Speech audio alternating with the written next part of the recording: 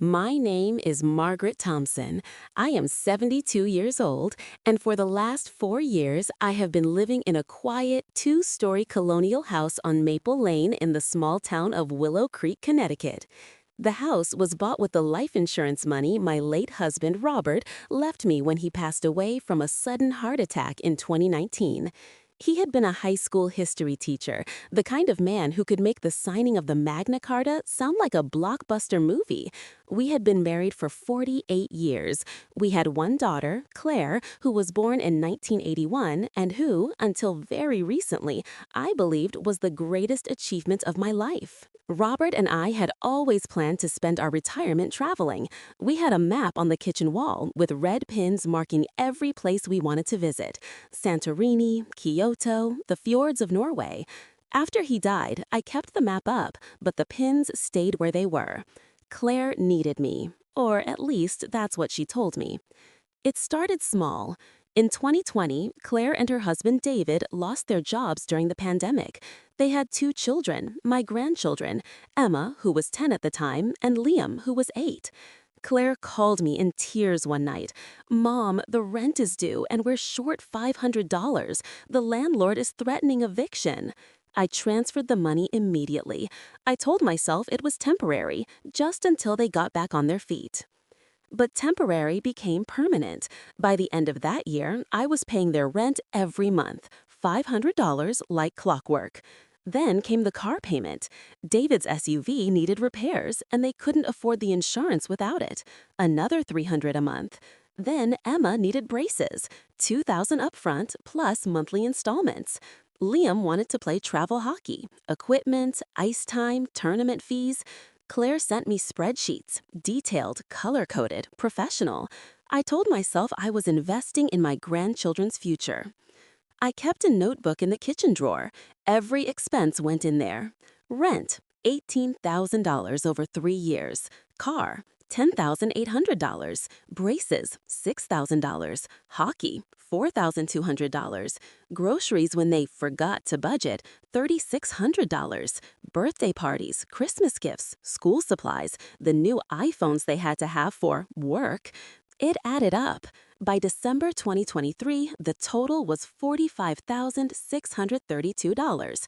I knew because I counted it every night before bed, like a prayer.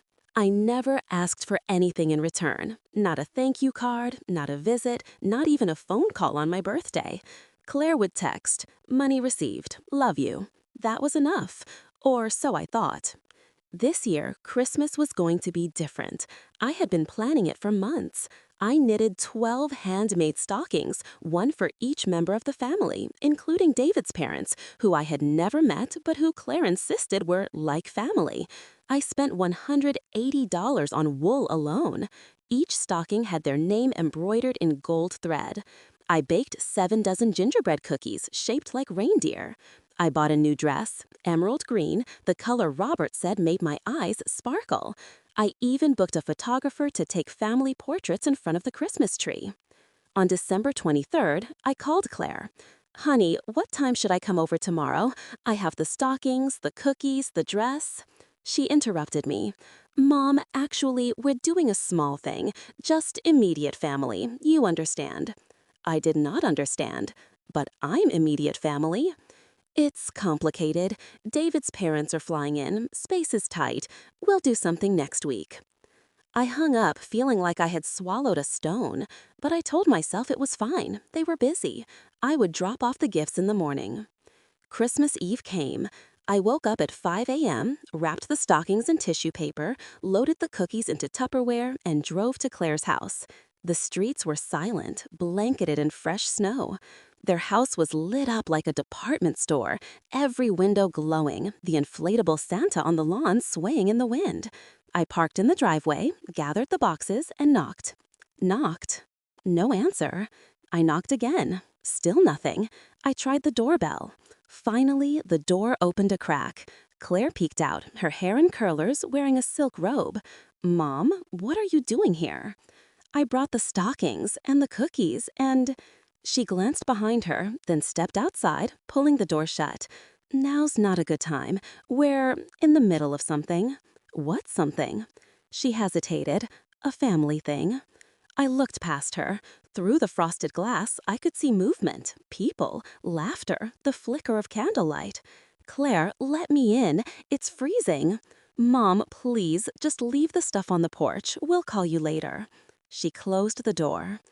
I stood there for a full minute, the boxes growing heavy in my arms. Then I heard it, through the door, muffled but clear. Okay, everyone, gather around. The lawyer's here. Let's open Grandma's will. My blood turned to ice. I set the boxes down gently, as if they might break. Then I walked back to my car, got inside, and sat there. The engine was off, the heat was off. I didn't feel cold. I didn't feel anything. My phone buzzed, a text from Claire. Thanks for the stuff. Love you.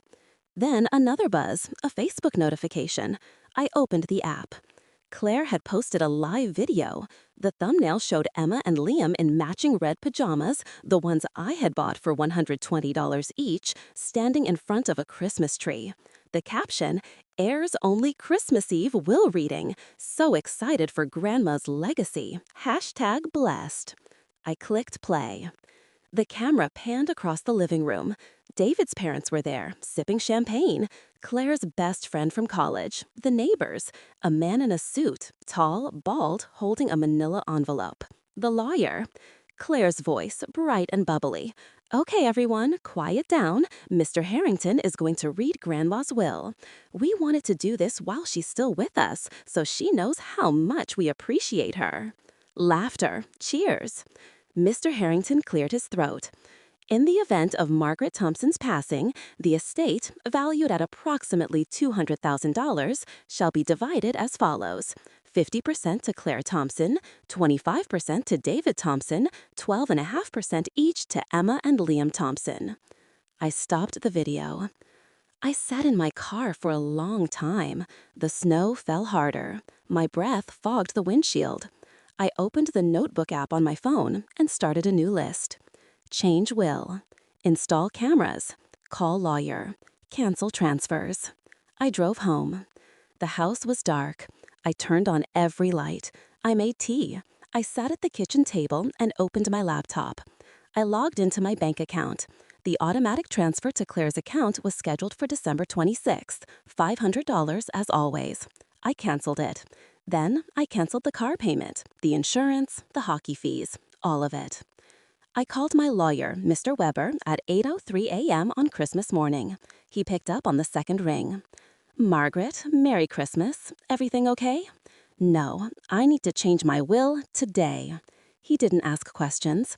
I'll be at the office in an hour. I showered, put on the emerald dress, and drove to his office. The streets were empty. The radio played Silent Night. I turned it off. Mr. Weber was waiting with coffee and a notary. We sat in his conference room. I told him everything. The $45,632, the will reading, the pajamas, the live video. He listened without interrupting. When I finished, he said, "Margaret, what do you want to do with your estate?" I didn't hesitate.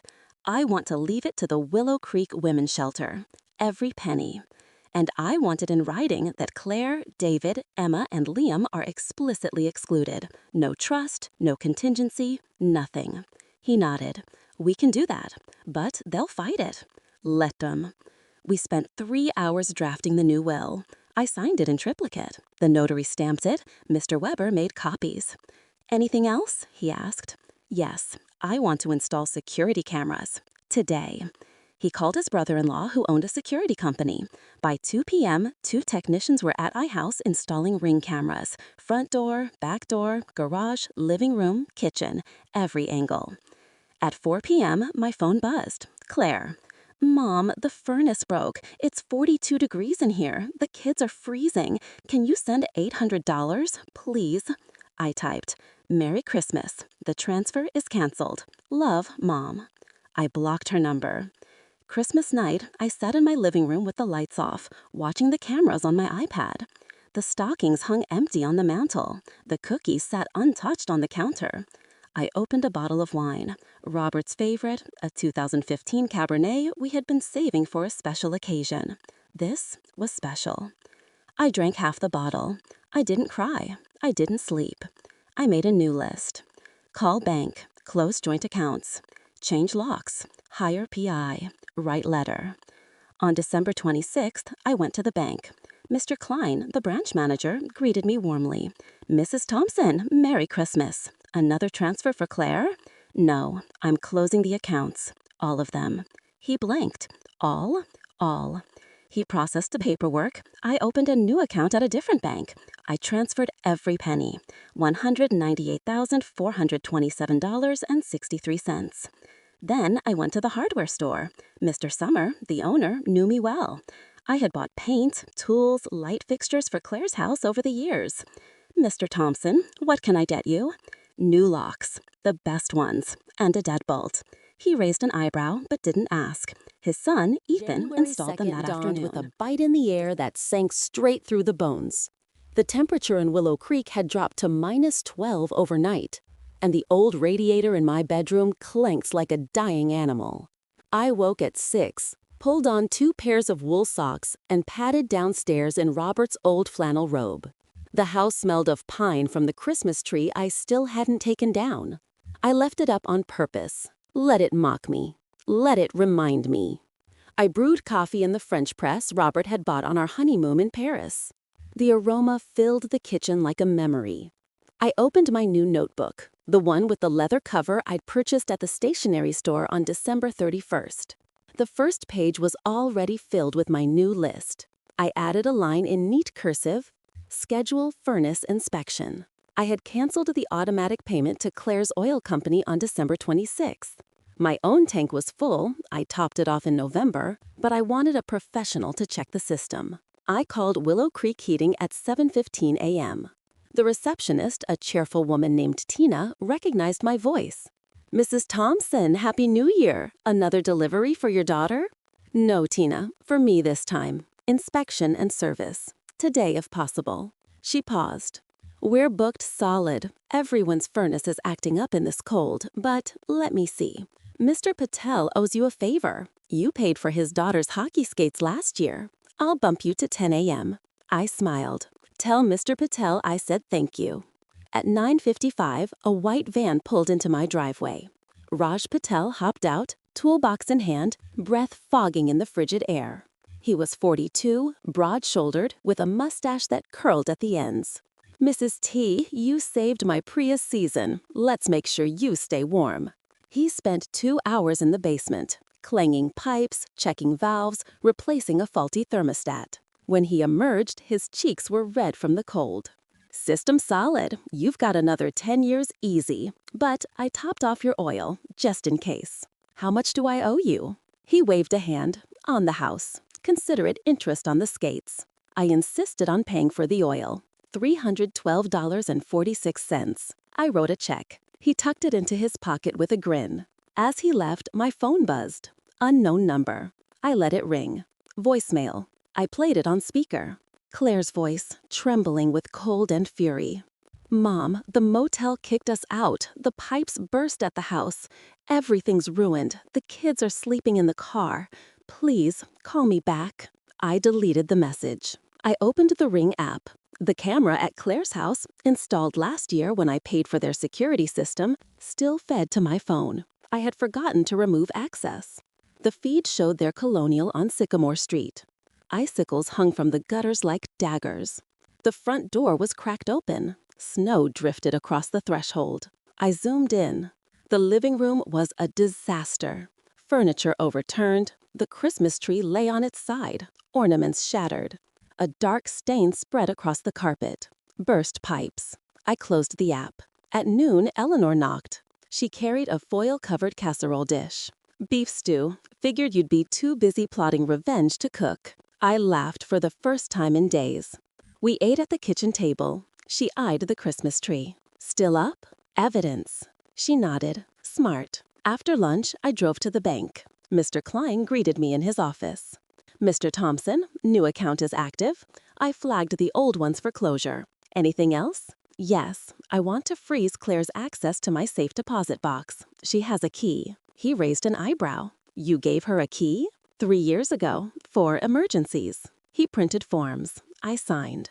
The box, number 217, held Robert's war medals, our marriage certificate, and $10,000 in cash for rainy days. Now it was locked to everyone but me. On the way home, I stopped at the police station. Sergeant Morales, a woman I'd known since Claire's Girl Scout days, met me in the lobby. "Margaret, what's wrong?" "I need to file a report. My daughter and son-in-law may try to enter my home. I've changed the locks, but I want it documented." She took notes.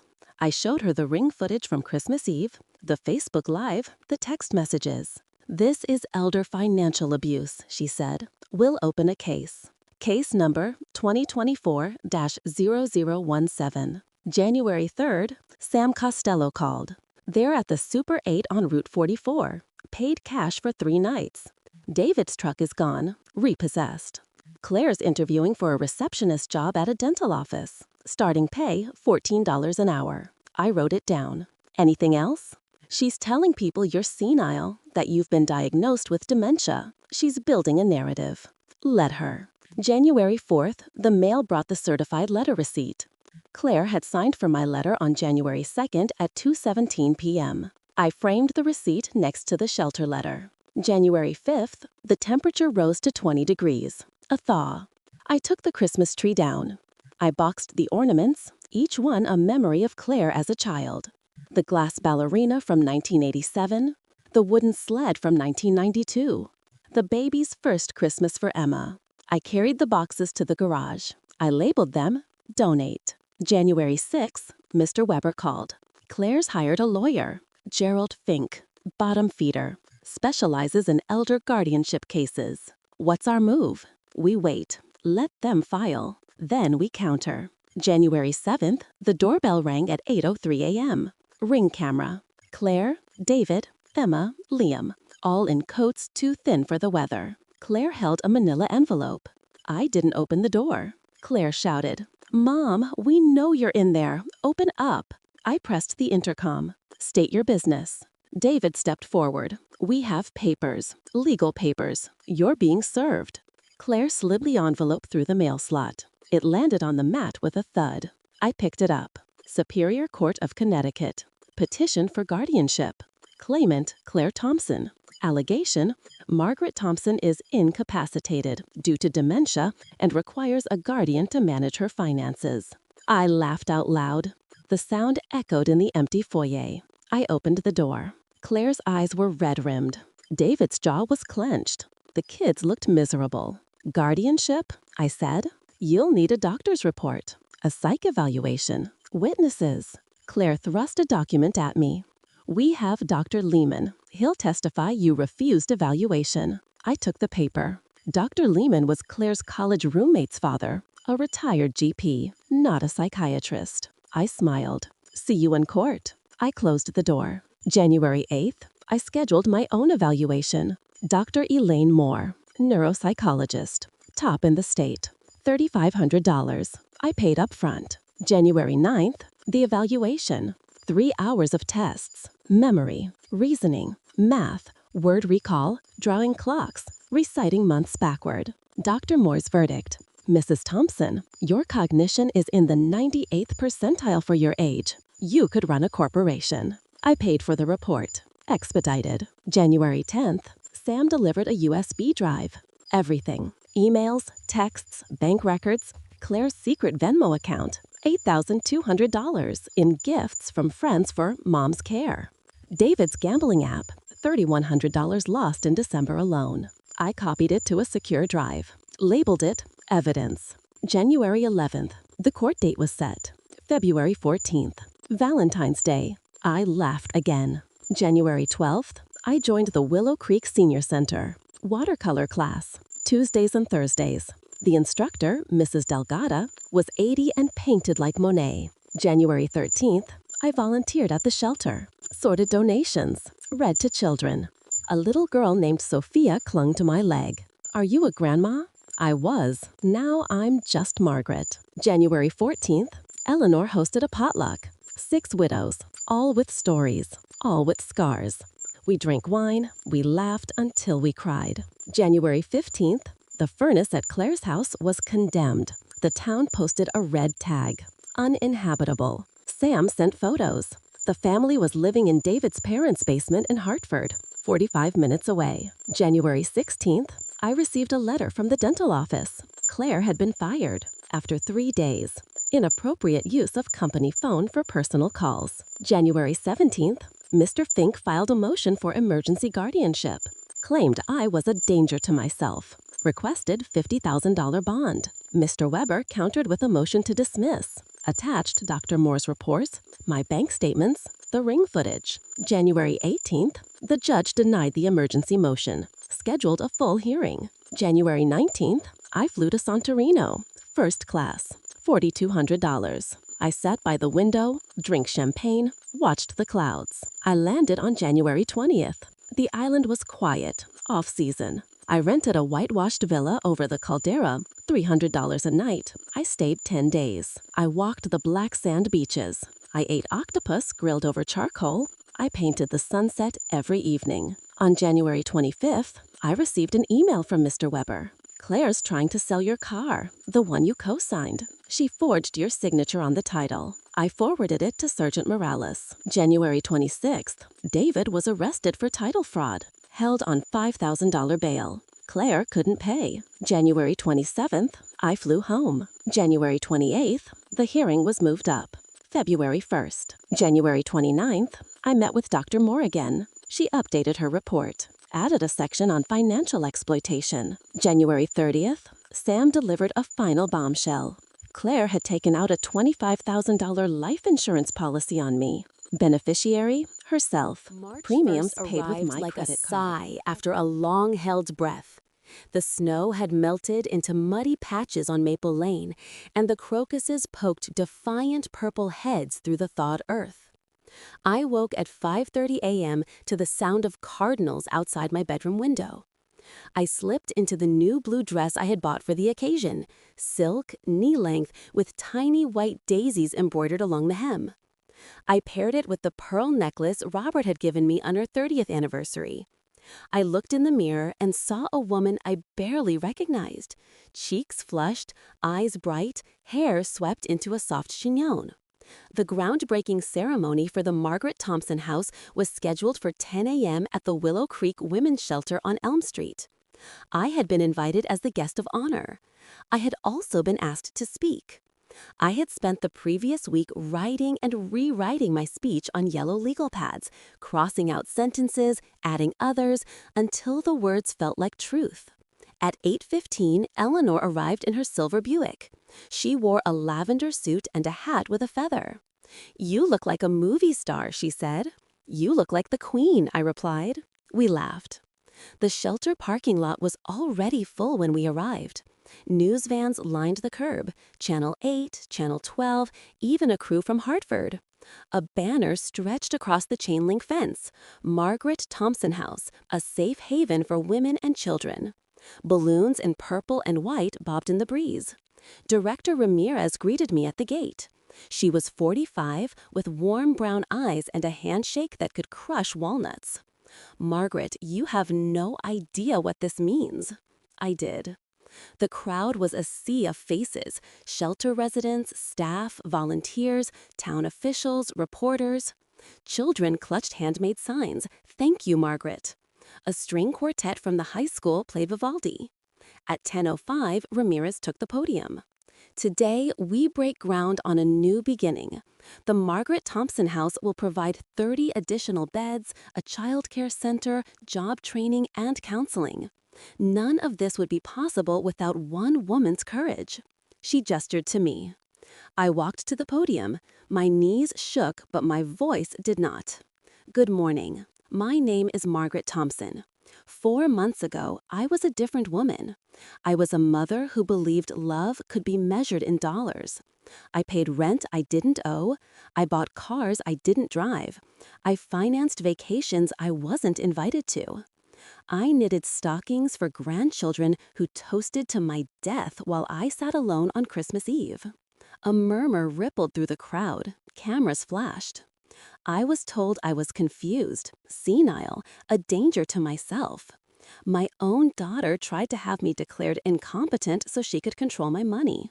She failed, not because I'm strong, though I am, but because I finally saw the truth.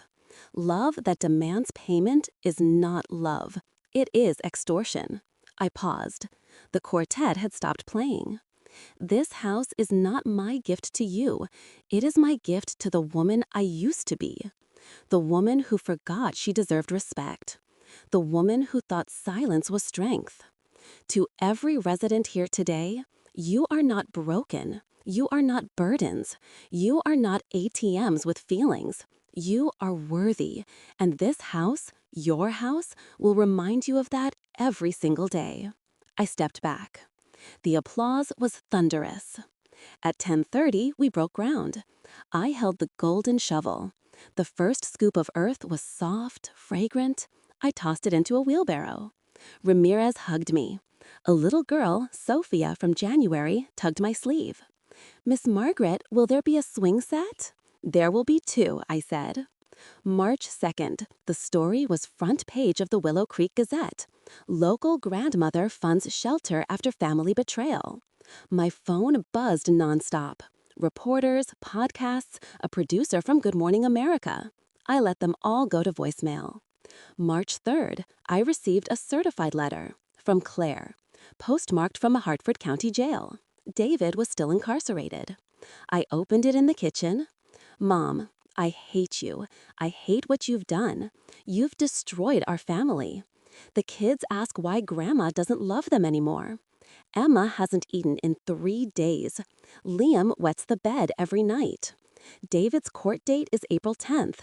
If you don't pay the $5,000 bail, he'll stay in jail. We're living in a basement with mold. The social worker says the kids might be taken away. This is on you. Claire." I read it twice. I folded it neatly. I placed it in the evidence folder. March 4th, I met with Mr. Weber. "She's escalating. Emotional blackmail, threats of CPS involvement." "What's our move?" "We file for a restraining order. No contact, no proximity within 500 feet. We also countersue for fraud, emotional distress, and legal fees." I signed the papers. March 5th, the restraining order was granted, served to Claire at the jail visitation room. March 6th, I flew to Kyoto. Cherry blossoms were early this year. I stayed in a ryokan with paper screens and tatami mats. I ate kaiseki dinners alone, savoring every bite. I visited temples at dawn. I painted the Golden Pavilion until my fingers cramped. On March 10th, I received an email from Ramirez. "Margaret, the framing is up. The swing sets arrived. The kids named one Margaret's Magic." I cried in the hotel lobby. March 15th, I returned home. The crocuses had multiplied. My garden was a riot of purple. March 16th, Eleanor hosted a welcome back dinner. The widows brought sake and stories. We toasted to new beginnings. March 17th, St. Patrick's Day. I wore green. I volunteered at the shelter. I pushed Sophia on Margaret's Magic. She squealed. March 18th, David's court date. He pleaded guilty to title fraud, sentenced to 6 months, eligible for parole in 3. March 19th, Claire was evicted from the basement. David's parents filed a no trespass order. March 20th, Sam called. She's at the Pine Street Motel, room 12, paid with a prepaid card. Kids are enrolled in public school, Emma's in therapy, Liam's on a wait list for counseling. I wrote it down. March 21st, the first day of spring. I planted tulip bulbs, red, yellow, white. March 22nd, I received a voicemail from an unknown number. Claire again. "Mom, the motel's kicking us out tomorrow. No money, no food. The kids are hungry. Please, just $200 for groceries. I'll pay you back." I saved the message, forwarded to Mr. Weber. March 23rd, CPS visited Claire at the motel. Report filed, unstable housing, inadequate supervision, temporary custody granted to David's parents. March 24th, Claire called from a payphone, hysterical. "They took my babies because of you." I said, "Because of you." I hung up. March 25th, I joined a book club. We read The Great Gatsby. I underlined every mention of money. March 26th, the shelter's childcare center opened. I cut the ribbon. Sophia handed me scissors with a construction paper bow. March 27th, I received a letter from Claire. Crayon on notebook paper. Dear Grandma, I miss you. Mommy says you're mean, but I remember the stockings. Can I have one? Love, Emma. I folded it into my wallet. March 28th, I countersued. $100,000 for fraud, $50,000 for emotional distress, $25,000 for legal fees. March 29th, Claire filed for bankruptcy, Chapter 7. March 30th, I painted a mural on the shelter's playroom. A tree with roots deep in the earth, branches reaching the sky. Children added handprints in every color. March 31st, April Fool's Day. I woke to find my porch vandalized. Red spray paint, witch, thief, liar. Ring camera caught Claire at 3:12 a.m. Hoodie, mask, spray can. I called Sergeant Morales. April 1st, Claire was arrested for vandalism, held on $2,500 bail. April 2nd, she couldn't pay, remained in jail. April 3rd, I visited David's parents. They lived in a tidy ranch house in Hartford. The kids were in the backyard, swinging. Mrs. Langston greeted me at the door. Margaret, we're so sorry. I know. We sat in the kitchen. I gave Emma her stocking, re-embroidered with her name in silver. Liam got a new hockey puck. April 4th, I filed for grandparent visitation. Bi-weekly, supervised. April 5th, the judge granted it. April 6th, first visit, shelter playroom. Emma hugged me so tight I couldn't breathe. Liam showed me his new skates, second-hand but shiny. April 7th, Claire was released on her own recognizance. Condition, no contact with me. April 8th, she violated it. Taxed from a new number. You'll never see them again. April 9th, restraining order extended to the children. April 10th, I took the kids to the zoo. Emma fed a giraffe. Liam named every animal after a hockey player. April 11th, Claire showed up at the zoo, screaming. Security escorted her out. April 12th, her parole was revoked. Back to jail. April 13th, I painted the kids' portraits. Emma with freckles, Liam missing a front tooth. April 14th, I hung them in my hallway. April 15th, tax day, I filed an extension. April 16th, the shelter's job training program graduated its first class. 12 women, all employed. April 17th, I received a letter from Claire's public defender. June Plea 1st deal, broke 90 with the days, heat that time pressed served. against the windows like a living thing. The air conditioner in my bedroom hummed steadily, a luxury I had denied myself for years while paying for Claire's central air unit. I woke at 5:45 a.m., slipped into a cotton sundress the color of ripe peaches, and padded barefoot to the kitchen. The coffee maker gurgled. I opened the leather notebook. The list had grown to 3 pages. I added a new line. Schedule mammogram. I had skipped last year's screening to cover Liam's hockey tournament fees. Never again. At 7:30, Eleanor arrived with blueberry muffins still warm from the oven. We ate on the porch, watching the neighborhood come alive. Joggers, dog walkers, a boy on a bicycle delivering newspapers. Claire's graduation was something, Eleanor said. It was. You think she means it? I think she's trying. That's enough for now. June 2nd, I drove to the medical center. Dr. Patel, Raj's wife, performed the mammogram. Clear. She hugged me. You're healthier than most 40-year-olds. June 3rd, I met with Mr. Weber. The countersuit was moving forward, discovery phase. Claire's bankruptcy didn't shield her from civil liability. Deposition scheduled for July 15th, he said. She'll have to answer under oath. I nodded. June 4th, I took the kids to the town pool. Emma wore the swimsuit I'd bought in Santorini, turquoise with white polka dots. Liam cannonballed until the lifeguard blew the whistle. Claire watched from the fence. She waved. I waved back. June 5th, the shelter hosted a family picnic. I grilled hamburgers. Sophia's mother, Rosa, now a certified nursing assistant, flipped hot dogs. June 6th, Claire texted, "Can the kids stay over Friday? I have a double shift." I replied, "Yes, 5 p.m." June 7th, they arrived with backpacks and toothbrushes. We made homemade pizza, watched The Incredibles. They fell asleep on the couch, heads on my lap. June 8th, Claire picked them up at noon. "Thank you, Mom." I said, You're welcome. June 9th, I flew to Iceland. Golden Circle, Blue Lagoon, Northern Lights and Summer Twilight. $4,800. June 15th, I returned. June 16th, Father's Day. I visited Robert's grave again. Left a single red rose. June 17th, Claire called. David's getting out July 1st. Early release. Good behavior. I said, okay. June 18th, I enrolled in a photography class. June 19th, the kids spent the night again. We built a fort in the living room. June 20th, Claire texted a photo. Her first paycheck, $1,142.63. Caption, all me. June 21st, summer solstice, longest day. I painted until midnight.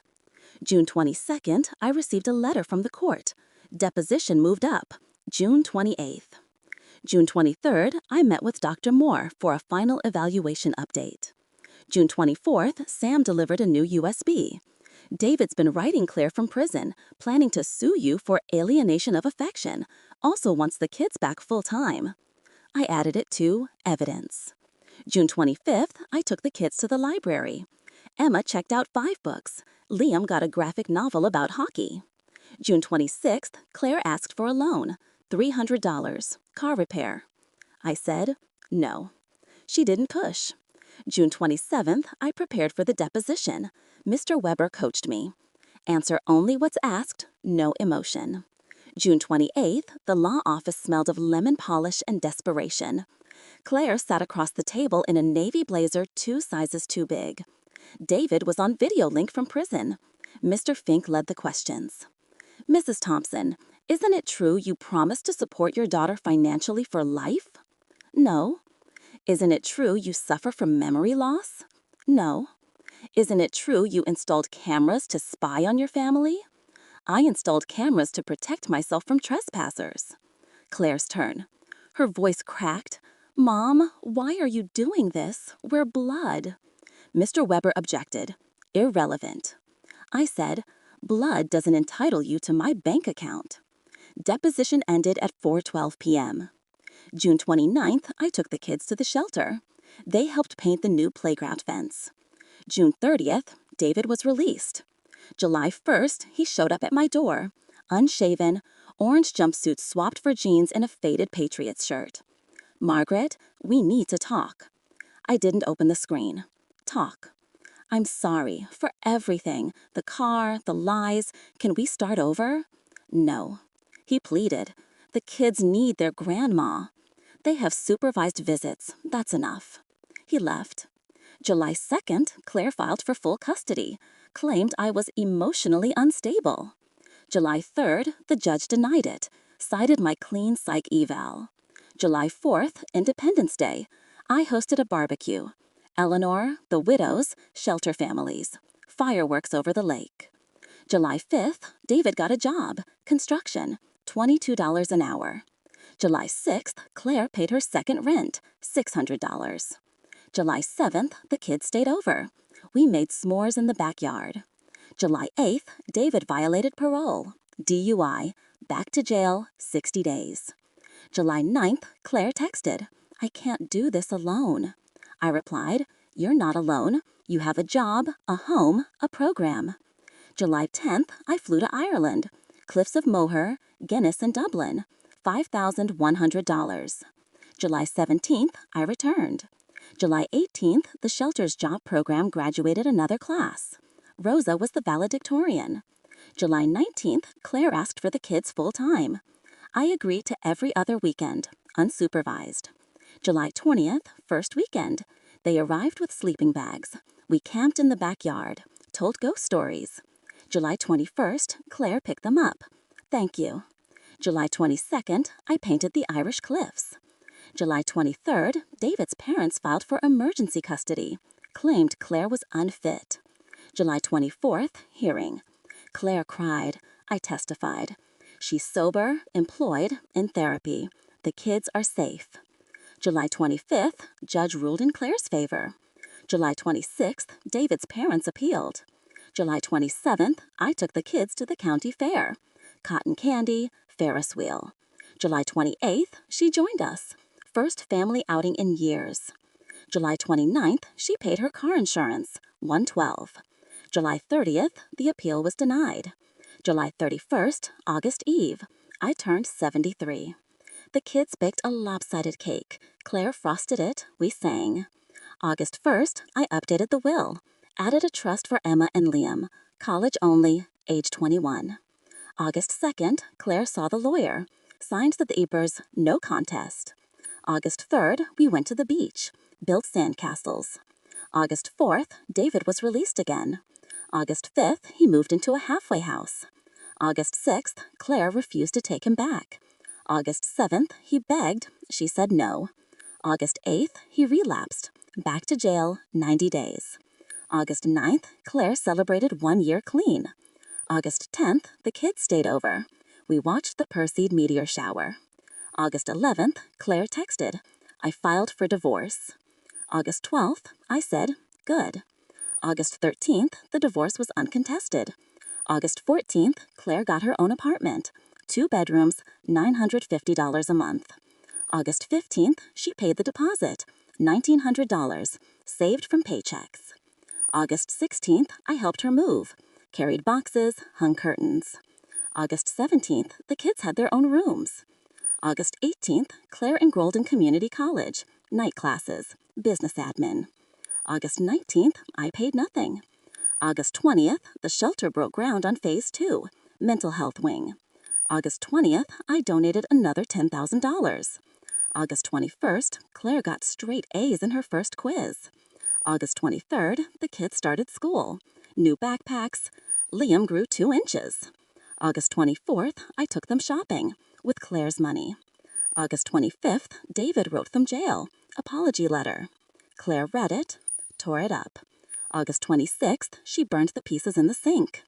August 27th, I painted her portrait. Strong, serene. August 28th, she hung it in her living room. August 29th, the kids called me Grandma again. August 30th, she paid her first tuition bill, $412. August 31st, Labor Day weekend, we went to the lake. September 1st, school photos. Emma lost another tooth. Liam grew 2 inches. September 2nd, Claire was promoted to assistant manager, $19 an hour. September 3rd, she opened a savings account, $500. September 4th, I flew to Morocco, Marrakesh, camel trek, $4,300. September 11th, I returned. September 12th, the shelter's mental health wing opened. September 13th, Claire volunteered there. September 14th, the kids joined her. September 15th, David was released, moved to a sober house. September 16th, he got a job, warehouse, $18 an hour.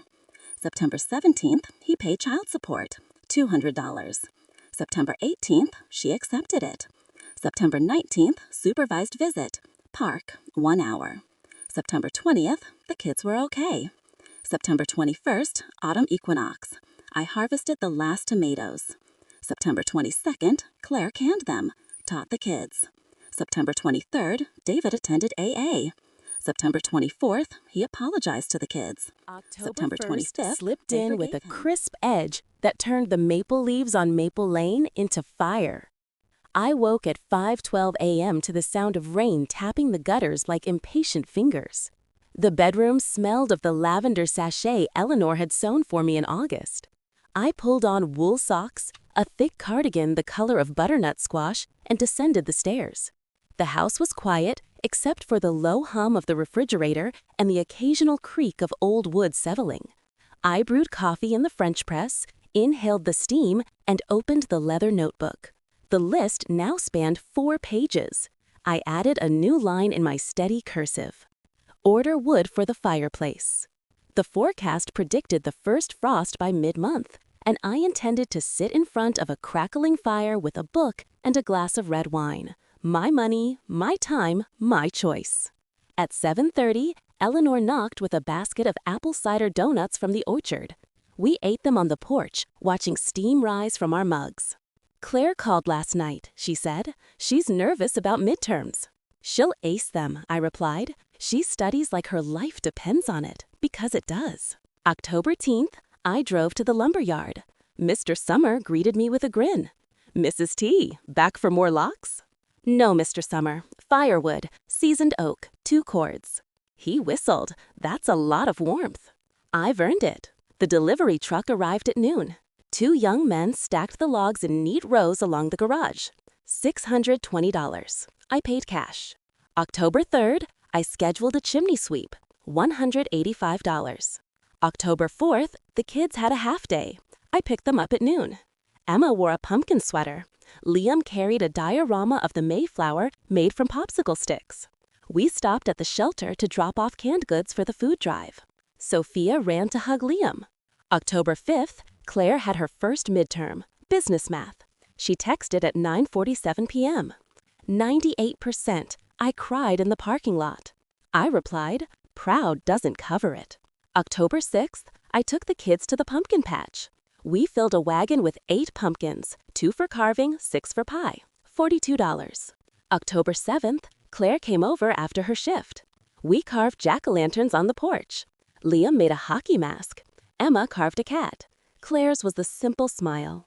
October 8th, I baked 4 pies, gave 2 to the shelter, 1 to Eleanor, kept 1. October 9th, David called from the sober house. Can I see the kids Saturday, supervised? I said, ask Claire. October 10th, Claire agreed. Park, 11 a.m., 1 hour. October 11th, I drove them. David brought juice boxes and granola bars. He looked thinner, eyes clearer. The kids ran to him. Hugs, laughter. Claire stood apart, arms crossed. October 12th, Claire texted. He cried when they left, said he's proud of me. I replied, proud doesn't cover it. October 6th, I took the kids to the pumpkin patch. We filled a wagon with 8 pumpkins, 2 for carving, 6 for pie, $42. October 7th, Claire came over after her shift. We carved jack-o'-lanterns on the porch. Liam made a hockey mask. Emma carved a cat. Claire's was a simple smile. October 8th, I baked 4 pies, gave 2 to the shelter, 1 to Eleanor, kept 1. October 9th, David called from the sober house. Can I see the kids Saturday, supervised? I said, ask Claire. October 10th, Claire agreed. Park, 11 a.m., 1 hour. October 11th, I drove them. David brought juice boxes and granola bars. He looked thinner, eyes clear. The kids ran to him. Hugs, laughter. Claire stood apart, arms crossed. October 12th, Claire texted. He cried when they left, said he's proud of me. October 13th, I painted the pumpkin patch. Golden light, children's laughter. October 14th, Columbus Day. The banks were closed. I balanced my checkbook. $136,412.18. October 15th, the first frost glittered on the grass. I lit the fireplace for the first time. The oak crackled. I read Jane Eyre by firelight. October 16th, Claire had her second midterm, accounting, 100%. October 17th, the kids stayed over. We roasted marshmallows in the fireplace. October 18th, Claire picked them up. I got a raise, $21 an hour. October 19th, she paid her car payment, $312. October 20th, David attended his first parent-teacher conference, alone. October 21st, the teacher reported, Liam's reading jumped 2 grade levels. Emma's math is top of the class. October 22nd, Claire enrolled in spring semester, full-time. October 23rd, I received a letter from the court. Countersuit settled. Claire agreed to pay $25,000 in installments, $500 a month starting January. October 24th, she signed. October 25th, the kids had a costume parade at school. Emma was a scientist. Liam was a goalie. We stopped at the shelter to drop off canned goods for the food drive. Sophia ran to hug Liam. October 5th, Claire had her first midterm, business math. She texted at 9:47 p.m. 98%. I cried in the parking lot. I replied, proud doesn't cover it. October 6th, I took the kids to the pumpkin patch. We filled a wagon with 8 pumpkins, 2 for carving, 6 for pie, $42. October 7th, Claire came over after her shift. We carved jack-o'-lanterns on the porch. Liam made a hockey mask. Emma carved a tat. Claire's was a simple smile. October 8th, I baked 4 pies, gave 2 to the shelter, 1 to Eleanor, kept 1. October 9th, David called from the Sauber house. Can I see the kids Saturday, supervised? I said, ask Claire. October 10th, Claire agreed. Park, 11 a.m., 1 hour. October 11th, I drove them. David brought juice boxes and granola bars. He looked thinner, eyes clear. The kids ran to him. Hugs, laughter. Claire stood apart. October 12th, Claire texted. He cried when they left, said he's proud of me. October 13th, I painted the pumpkin patch. Golden light, children's laughter. October 14th, Columbus Day. The banks were closed. I balanced my checkbook. $136,412.18. October 15th, the first frost glittered on the grass. I lit the fireplace for the first time. The oak crackled. I read Jane Eyre by firelight. October 16th, Claire had her second midterm, accounting, 100%. October 17th, the kids stayed over. We roasted marshmallows in the fireplace. October 18th, Claire picked them up. I got a raise, $21 an hour. October 19th, she paid her car payment, $312. October 20th, David attended his first parent-teacher conference, alone. October 21st, the teacher reported, Liam jumped 2 grade levels. Emma's math is top of the class. October 22nd, Claire enrolled in spring semester, full-time. October 23rd, I received a letter from the court. Countersuit settled. Claire agreed to pay $25,000 in installments, $500 a month starting January. October 24th, she signed. October 25th, the kids had a costume parade at school. Emma was a scientist. Liam was a goalie.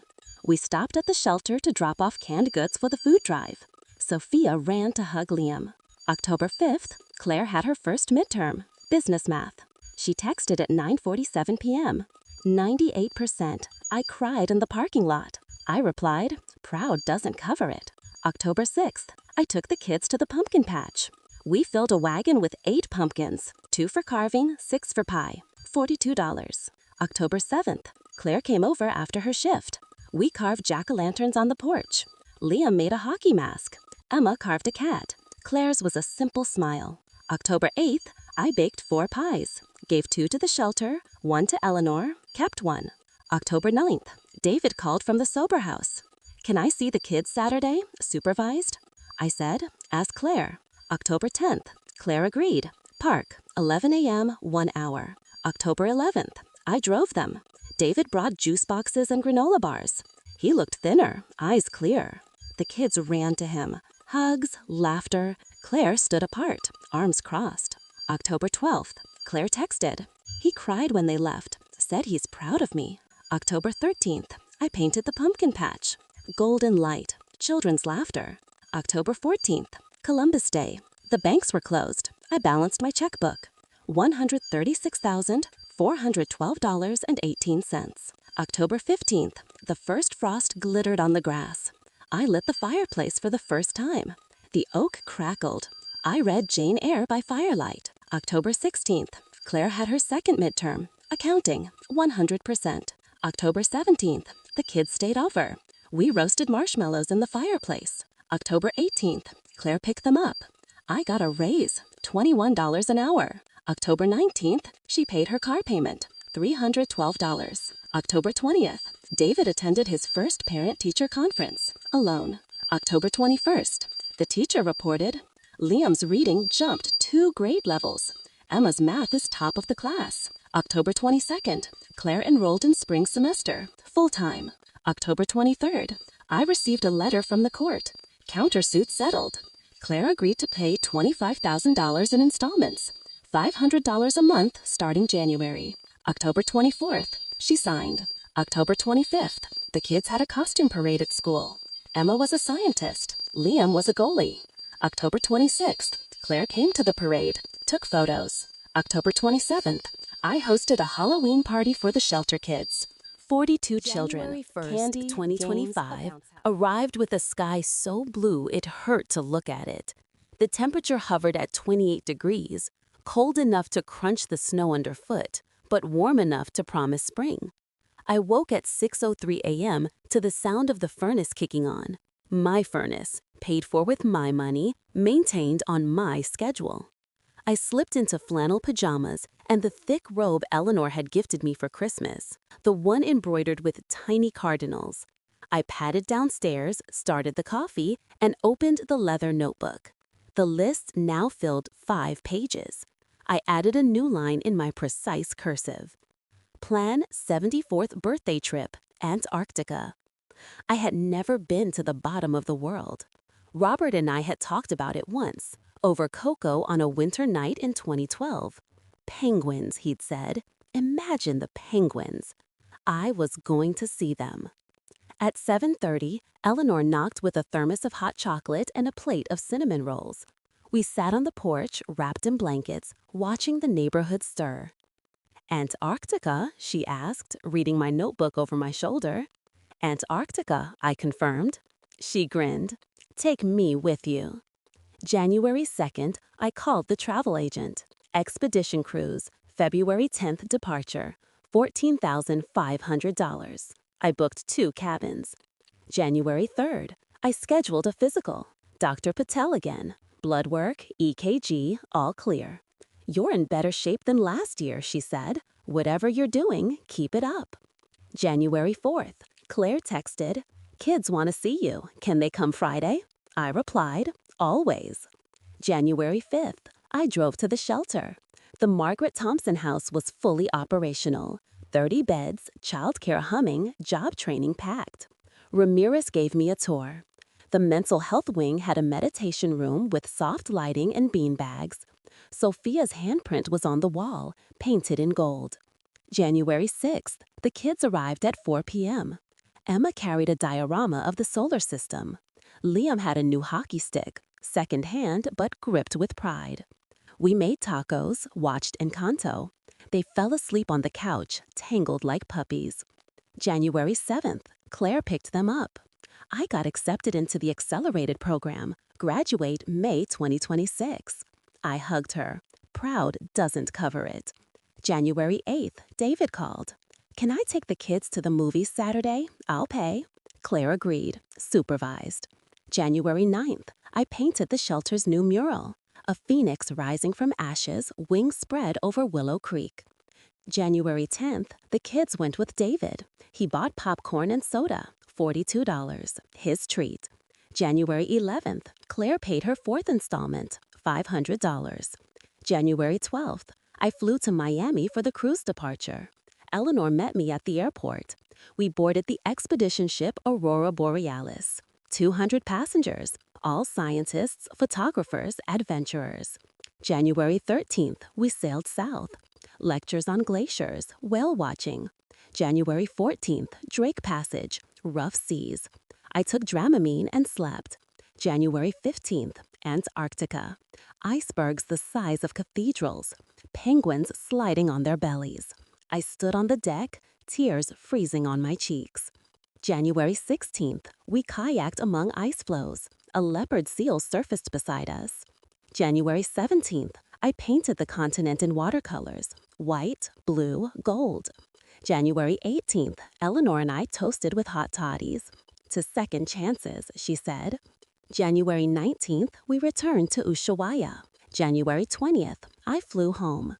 January 21st, Claire greeted me at arrivals. The kids held a sign, "Welcome home, Grandma Penguin." January 22nd, I showed them photos. Penguins, ice, the Phoenix mural. January 23rd, David started carpentry school. $3,200 tuition, paid with his savings. January 24th, Claire was promoted to regional manager, $60,000 salary. January 25th, she paid off her SUV. January 26th, the kids stayed over. We built an igloo in the backyard. January 27th, Claire joined us. David watched from his car. January 28th, I received a letter from the court. Countersuit closed. Claire's payments complete December 2029. January 29th, I updated the will. Added a clause. Claire inherits the house if she maintains sobriety and employment for 5 consecutive years. She cried when I told her. January 30th, February Eve.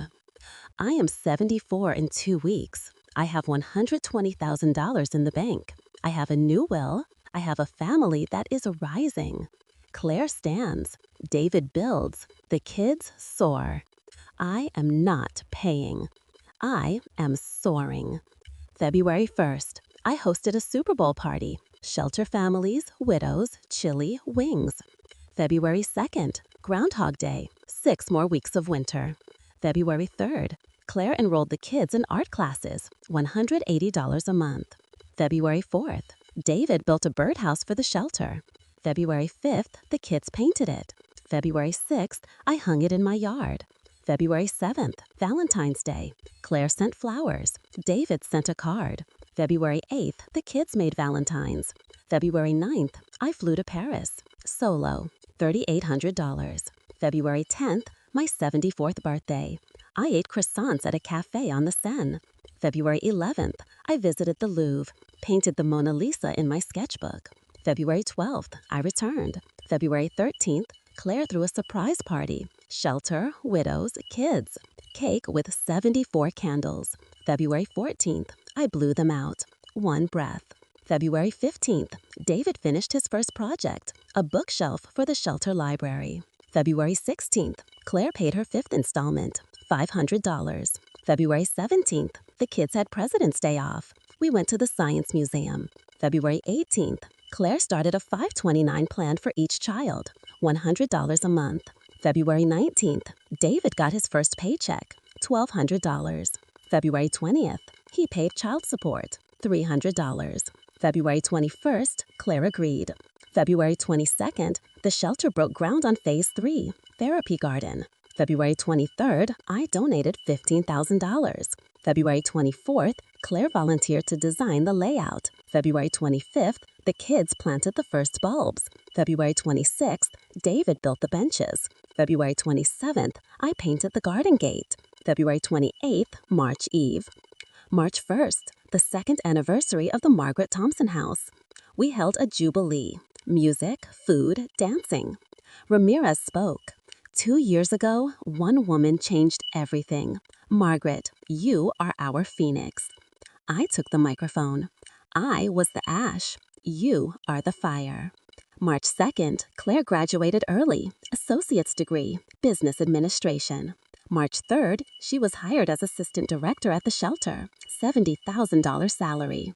March 4th, David completed carpentry school. March 5th, he started his own business, Thompson Woodworks. March 6th, first client, the shelter, built a playground. March 7th, the kids helped sand the wood. March 8th, International Women's Day. I spoke at the high school. March 9th, Claire organized a fundraiser, raised $25,000. March 10th, David donated labor for the therapy garden pergola.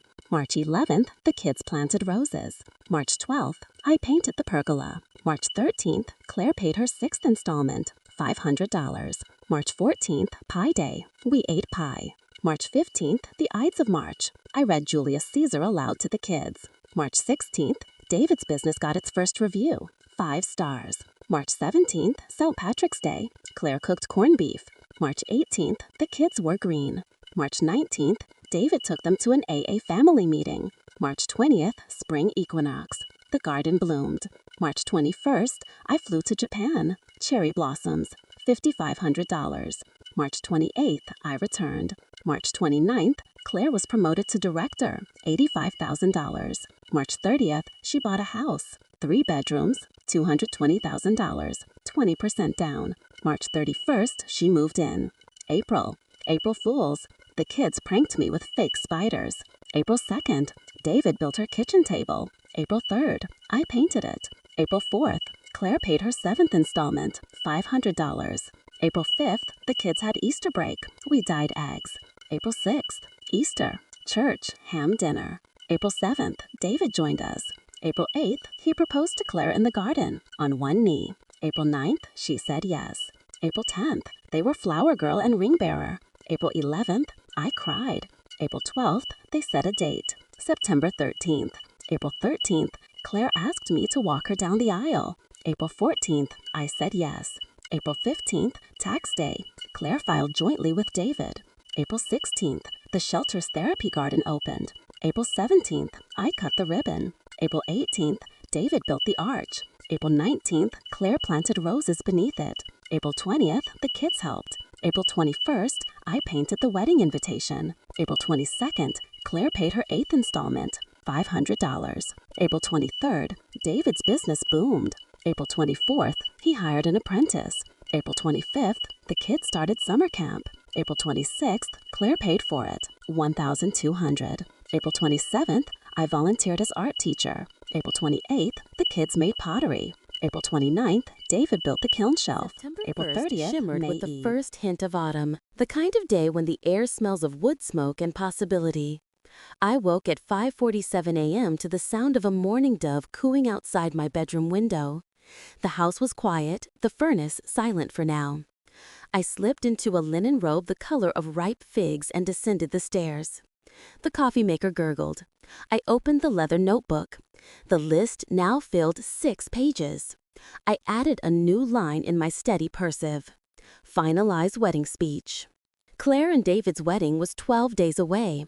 I had been writing and rewriting the speech for weeks, crossing out lines, adding others, until the words felt like truth. At 7:30, Eleanor arrived with a basket of peach scones. We ate on the porch, watching the sun climb. Nervous? She asked. Terrified, I admitted. I've never walked a bride down the aisle. You'll be perfect. September 2nd, I drove to the shelter. The therapy garden was in full bloom. Roses, lavender, sunflowers. The kids were there, helping residents harvest tomatoes. Emma wore a sun hat. Liam had dirt under his nails. September 3rd, Claire had her final dress fitting. I went with her. The lace gown was simple, elegant, the color of fresh cream. She twirled. Mom, do I look okay? You look like hope. September 2nd, I drove to the shelter. The therapy garden was in full bloom. Roses, lavender, sunflowers. The kids were there, helping residents harvest tomatoes. Emma wore a sun hat. Liam had dirt under his nails. September 3rd, Claire had her final dress fitting. I went with her. The lace gown was simple, elegant, the color of fresh cream. She twirled. Mom, do I look okay? You look like hope. September 4th, David finished the chuppah. Cedar and birch draped with white muslin. He sanded it by hand in his workshop. September 5th, the kids practiced their roles. Emma scattered petals. Liam held the rings on a velvet pillow Claire had sewn. September 6th, I rehearsed my speech in the mirror. Stumbled over the part about forgiveness. September 7th, Claire paid her 11th installment, $500. September 8th, David built the dance floor, reclaimed barnwood. September 9th, the shelter hosted a pre-wedding potluck. I made lasagna. Eleanor brought wine. September 10th, Claire's bachelorette. Shelter residence. Karaoke. No alcohol. September 11th, David's bachelor night. AA meeting. Coffee with sponsors. September 12th, rehearsal. The garden. Ramirez officiated. I walked Claire down the gravel path. She squeezed my arm. Mom, I'm scared. Me too. September 13th, wedding day. I woke at 4 a.m., couldn't sleep, made coffee, watched the sky lighten. At 7 a.m., the hairdresser arrived. Claire's hair in soft waves, mine in a low bun with baby's breath. At 9 a.m., the kids dressed. Emma in pale pink, Liam in a tiny tux. At 10 a.m., guests arrived, 120 people, shelter families, widows, David's AA group. The garden was transformed. Fairy lights, white chairs, the chuppah glowed. At 10:30, the string quartet began, Vivaldi. At 10:45, David took his place, nervous, handsome. At 10:50, Liam walked the aisle, pillow steady. At 10:52, Emma scattered petals. At 10:55, I walked Claire. She trembled. I whispered, breathe. Ramirez smiled. Who gives this woman? I said, her mother, and she gives herself. Claire squeezed my hand. I took my seat. Vows. David. Claire, I broke us. You rebuilt us. I promise to earn you every day. Claire. David, I forgave to free myself. I love to build with you. Rings. Kiss. Applause. My speech. I stood, voice steady. 2 years ago, I was Ash. My daughter thought love was money. My son-in-law thought trust was a weakness. My grandchildren thought grandma was an ATM. Today, I am fire. Claire directs a shelter that saves lives. David builds homes with his hands and his heart. Emma and Liam create beauty. This marriage is not a fairy tale. It is a phoenix, burned, reborn, stronger. To the bride and groom, may you never forget the ashes. May you never stop flying. Tears, cheers. Reception, dancing. Claire and David's first dance to At Last. I danced with Liam. He stepped on my toes. Emma danced with David. Eleanor danced with Ramirez. September 14th, honeymoon. Claire and David to Maine. Cabin, $1,200. Paid cash. The kids stayed with me. We made pancakes, watched movies. September 15th, I painted the wedding. White dress, cedar chuppah, phoenix sky. September 16th, Claire texted from Maine. We talked all night. No phones, just us. September 17th, David built a crib. Practice. September 18th, the kids returned to school. September 19th, Claire paid her 12th installment, $500. September 20th, David's business incorporated. September 21st, autumn equinox. I harvested the last tomatoes. September 22nd, Claire panned them. September 23rd, the shelter's phase 3 completed. September 24th, ribbon cutting. September 25th, Claire announced pregnancy, due May. September 26th, I cried. September 27th, David built a rocking horse. September 29th, I painted the nursery, soft yellow. September 30th, October Eve. October 1st, I turned 74 and a half. I have a new will. I have a granddaughter. Claire mothers, David fathers. The kid's big sister. I am not January paying. 1st, I am 2026, holding. dawned with a hush of fresh snow that muffled the world outside my bedroom window. The temperature hovered at 12 degrees, the kind of cold that makes the air sparkle. I woke at 5:58 a.m. to the soft glow of the nightlight in the hallway, installed for Phoenix's midnight feedings when Claire and the baby stayed over. The house smelled of pine from the Christmas tree still standing in the living room, its white lights twinkling like captured stars. I slipped into wool socks and the cardinal embroidered robe, descended the stairs, and started the French press.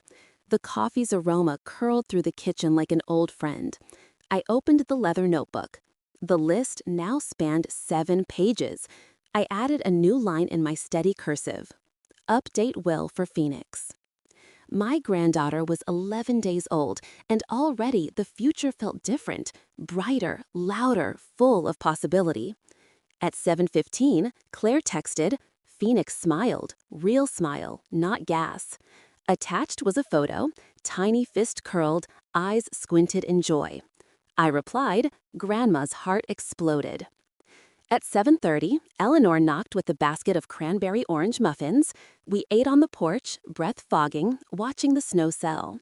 "Circle's complete," she said. "Almost," I replied. "Still one more flight." January 2nd, I called the travel agent. Galapagos Islands, March departure, $12,000, booked. January 3rd, I scheduled Phoenix's first pediatric visit. Dr. Patel cooed over her. Perfect. 10 fingers, 10 toes, lungs like a soprano. January 4th, Claire returned to work part-time, shelter director. Maternity leave ended early, her choice. January 5th, David watched Phoenix, built a mobile of wooden sea turtles while she napped. January 6th, the kids returned to school, Emma in 4th grade, Liam in 2nd. January 7th, Claire paid her 21st installment, $500. January 8th, David's business grossed $120,000 in 2025. January 9th, the shelter's family housing opened, 10 units, fully occupied. January 10th, I cut the ribbon, Phoenix in a sling against my chest. January 11th, Claire paid her 22nd installment, $500. January 12th, David built bunk beds for the kids' new room. January 13th, the kids painted them blue. January 14th, I added Phoenix's handprint to the therapy garden wall. January 15th, Martin Luther King Day. I read I Have a Dream to the shelter children. January 16th, Claire organized a march, 300 people. January 17th, Phoenix rolled over. January 18th, David filmed it. January 19th, the kids started piano lessons, $120 a month. January 20th, Claire paid for it. January 21st, I taught Phoenix her first lullaby, You Are My Sunshine. January 22nd, Claire paid her 23rd installment, $500. January 23rd, the shelter won a federal grant, $500,000. January 24th, Claire wrote the proposal. January 25th, David built the new playground. January 26th, the kids tested the slides. January 27th, I painted the mural, Children of Every Color Holding Hands Around the World. January 28th, Phoenix laughed. January 29th, Claire paid her 24th installment, $500. January 30th, David's business hired a third apprentice. January 31st, February Eve. February 1st, I hosted a Groundhog Day party, shadow cupcakes. February 2nd, Phoenix's first snow. I carried her outside. She blinked at the flakes. February 3rd, Claire returned to full-time work. February 4th, David became stay-at-home dad. February 5th, the kids had Valentine's craft day at school. February 6th, they made cards for Phoenix. February 7th, Claire paid her 25th installment, $500. February 8th, I flew to the Galapagos, solo. February 9th, blue-footed boobies danced. February 10th, my 75th birthday, I swam with sea lions. February 11th, giant tortoises, I painted one. February 12th, I returned. February 13th, Claire threw a party, shelter garden, 75 balloons. February 14th, Valentine's Day, David cooked lobster. February 15th, Phoenix sat up. February 16th, Claire paid her 26th installment, $500. February 17th, the shelter's family housing expanded, Phase 5 approved. February 18th, David designed it. February 19th, Claire managed budget. February 20th, the kids broke ground. February 21st, I donated $25,000. February 22nd, Phoenix said, "Gma." February 23rd, I cried. February 24th, Claire paid her 27th installment, $500. February 25th, David built a sandbox. February 26th, the kids filled it with trucks. February 27th, I painted the trucks. February 28th, March Eve. March 1st, third anniversary of the Margaret Thompson House. We held a Phoenix festival, fire dancers, food trucks. Ramirez spoke. From one woman's pain, a community rose. I spoke. From ashes, we built wings. March 2nd, Claire was named Woman of the Year by the state. March 3rd, David's business won Small Business Award. March 4th, the kids started soccer. March 5th, Claire coached. March 6th, David refereed. March 7th, I watched from the sidelines. March 8th, International Women's Day. Claire spoke at the Capitol. March 9th, Phoenix crawled. March 10th, Claire paid her 28th installment, $500.